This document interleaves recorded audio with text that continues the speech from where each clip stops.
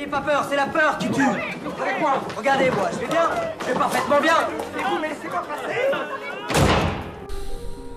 Il nous faut penser la maladie autrement.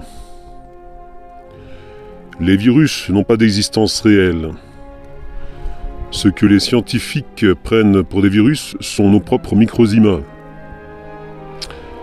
Les bactéries ne sont jamais la cause des maladies, pas plus que les mouches ne sont à l'origine des tas de fumier. L'ADN et l'ARN ne peuvent pas être manipulés mécaniquement. Les OGM sont des chimères élaborées par le pouvoir de la pensée et rien de plus. Les nanoparticules incriminées dans les futurs vaccins contre le Covid sont déjà présentes dans les vaccins inoculés à nos bébés depuis 2017, voire avant. Le docteur Hammer a pu démontrer de manière scientifique et rigoureuse que les maladies sont consécutives à des stress qui débordent nos capacités d'adaptation.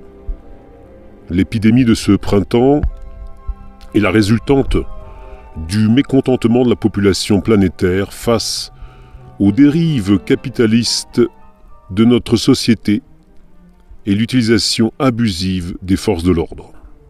La peur, manipulée par les autorités publiques et les médias, a pour but de générer de nouvelles maladies, plus graves encore, qui seront étiquetées Covid-21 à partir de l'année prochaine, la fameuse troisième vague.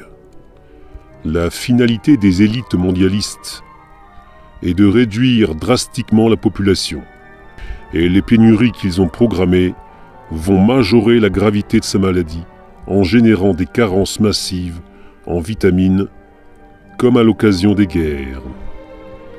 Couvre-feu, masque ou confinement ne peuvent en rien nous aider.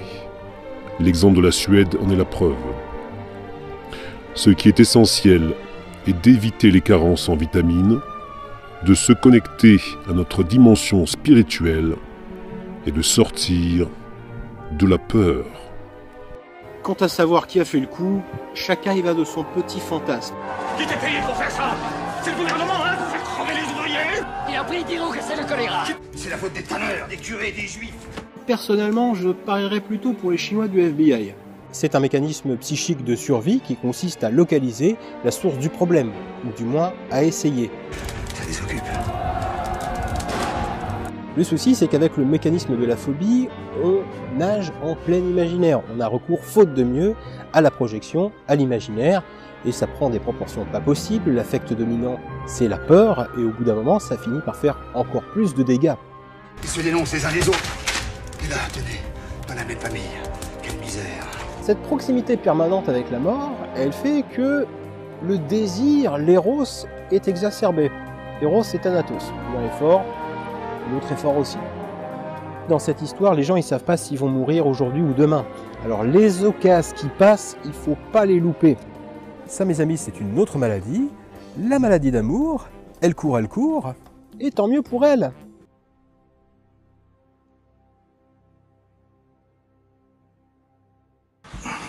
Mes lunettes, là.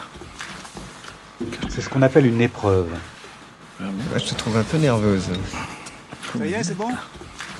Oui, faut que je me calme. Je me calme. C'est marrant comme ta tête va pas du tout avec ton corps. Merde alors. Mes lunettes, là. Vous n'avez pas un bac. Je vous en prie, restez concentrés. Qu'est-ce que je ferais si j'étais moins con? Sinon, c'est quand tu veux, hein. Le gars cherchait ses binocles au début de la conférence, il les avait sur le pif. Castex.